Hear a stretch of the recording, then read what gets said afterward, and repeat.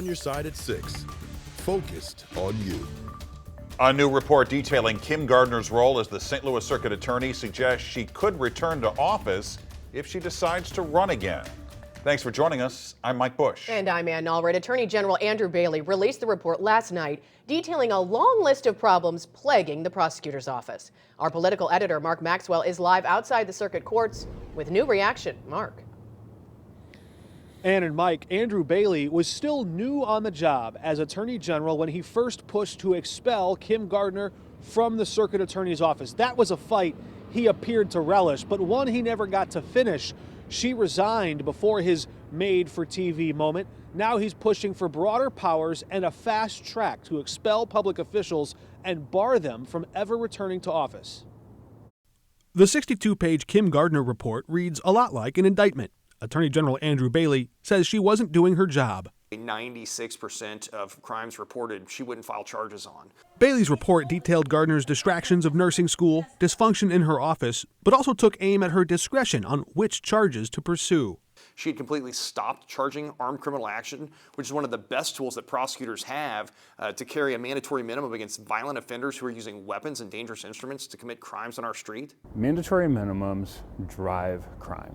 They do not solve it. David Mueller is running for circuit attorney in 2024 and argues longer prison sentences don't necessarily improve public safety. What the armed criminal action does when you double charge it, you have the ability to stack charges. We have a new circuit attorney general right now, Gabe Gore, and we have an election next year, so we'll see who decides to run for that seat permanently.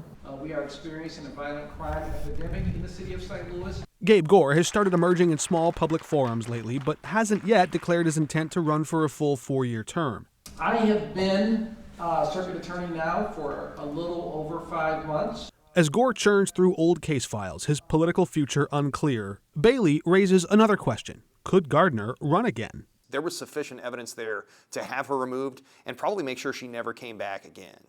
And so you shouldn't be able to avoid the consequences by just slinking out into the night. Mayor Jones, who became a vocal critic of Gardner, said this report was more about someone else's political ambition. You know, it's election season for our unelected attorney general, so he has to do something to make sure that people think that he's working. Yeah, if this was a political attack against someone of a different party, there is no way we would have sent attorneys into that office that very afternoon to reestablish the work that the circuit attorney's office is supposed to be doing. We weren't just here to take her out. We were here to restore law and order and find justice for victims. Calls and emails to Gardner were not returned. Her campaign committee is still listed as active technically, though it looks more dormant. She has about $100,000 in her campaign fund, but hasn't raised a dime in 18 months. We also talked to a spokesperson for Gabe Gore who said he still has not yet decided if he will seek a full 4-year term in 2024. Live downtown, Mark Maxwell, 5 on your side. New tonight, the Major Case Squad has an update on a Clayton homicide. It comes nearly 36 hours after a homicide took place on Wydown Boulevard. This is the city's first homicide since 2006. 5 on your side's Diamond Palmer has new details. Diamond? Well, Mike, the Major Case Squad says just this evening they have identified the victim in this homicide, and the family is asking that they not release any further details out of respect for them. And earlier we were in this area and saw multiple police cars surveilling the area, and we are told this still remains an active investigation. Now, Clayton Police Department were called to the 7500 block of Wydown Boulevard at 5:25 Monday morning. When they arrived, they found a man dead with a gunshot wound. Clayton Police Chief Mark Smith requested the Major Case Squad to help with this investigation.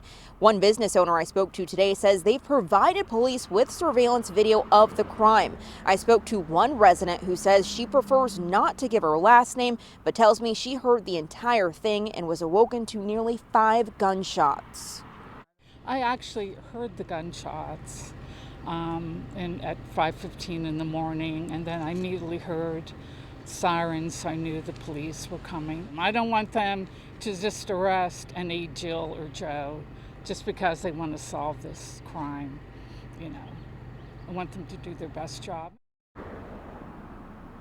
The major case squad does tell us that they are determined to bring individuals that committed this crime to justice, and they're urging people to call the tip line if they have any information. That number is 314-955-0817. Reporting live here in Clayton, Diamond Palmer, 5 on your side. St. Louis police still trying to find the people who broke into a college basketball team's travel van. It happened Friday while the players stopped at the Arch to just quickly take a team photo. 5 on your side's Annie Krall is live in downtown St. Louis after speaking with players and coaches who had their stuff stolen. Annie. Well, we first told you about the Anderson University women's basketball team on Saturday during the championship game when they played Webster University. Just the day before, they'd had their van broken into. Today, players and coaches are reliving what happened at the Arch and what they've learned now that they're home in Indiana. We walked up to the van and the doors were open basically, and our kids were telling me that all of our bags are missing. So all of our stuff had been taken. At about 2:30 p.m. on Friday, after taking these team photos at the Arch, the driver door of the 15-passenger Anderson University van was damaged, according to police. Multiple electronics, driver's licenses, and freshman Cabry Steffen's social security card were stolen. Plus jerseys and shoes needed to play in the Webster University basketball tournament later that day. I kind of just thought it was a joke. I thought the coaches are just playing a prank on us. One player tracked an electronic device to the dumpster of a nearby restaurant. A parent finding all of these personal items trashed in the dumpster. Cabry said her parents, who came to St. Louis to watch her play, helped report her stolen credit cards right away. Her advice for fellow collegiate athletes: make sure you take everything with you. Make sure you're not leaving anything valuable around. It was a weird fear that was instilled in me, I think, that weekend, where I didn't feel safe anywhere I went. That's not a knock to St. Louis, because that could happen anywhere. And I think St. Louis is still a great city. Like, all the teams there that we meet and interact with, like, they're literally so fun to play against. Like, Webster is so kind, like, literally on the phone was like, nope, we have jerseys, we have old ones, we're gonna cover you. Like, I think everybody there is so great. It was just an unfortunate situation that happened. Police are still investigating the van robbery. They told me they'll have more details tomorrow in their weekly crime update. Reporting live in downtown St. Louis, Annie Krall, 5 on your side. Massive crowd rallied at the nation's capital today at the March for Israel. Organizers initially estimated 60,000 people attending. But the numbers exceeded that, with more than 250,000 demonstrators gathering today. Our Justina Cornell spoke to St. Louisans who were there, and she joins us in studio with reaction. Justina. Mike and Ann, I'm told more than 300 people from the St. Louis area were in Washington, D.C. today, and they said it was packed with people. But even for those who couldn't make the drive or flight, they still gather today to view the event locally. Crowded at the nation's capital. We had reservations or so from about 300 people from St. Louis who came in all different ways. All walks of life joined together at the National Mall for the March of Israel. Houston, California, Florida, Chicago, Boston, New York. Everybody brings their own stuff. We made some swag too. More than 300 St. Louisans made the trek. Jewish Federation of St. Louis President and CEO Brian Herstig witnessed this moment. The opportunity to be able to partake in something that really is historic. I mean, the last time that this really happened was 1987 with the rally to free the Soviet Jews, when 250,000 people came to Washington for that as well. Watching miles away here at home, 300 eyes face the screen. We're all here today to watch the rally together and just in support of one another and to kind of experience it together. It's a rally watch held and hosted by the Jewish Federation of St. Louis and the Jewish Community Center.